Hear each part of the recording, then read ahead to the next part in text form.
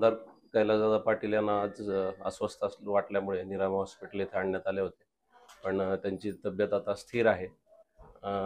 बहुतेक जागरण आणि गरमी असल्यामुळे त्यांना चक्कर आली, भोवळ आली होती आणि त्याच्यामुळे उलटी झाली.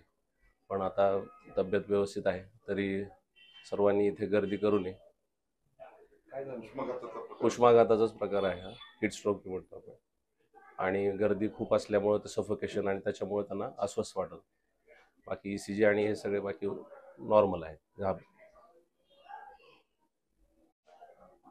एक दिवस अजून एखादा दिवस त्यांना आराम करण्याची गरज आहे. दादांची तब्येत आता चांगली आहे, तरी हॉस्पिटलमध्ये गर्दी करू नये एवढंच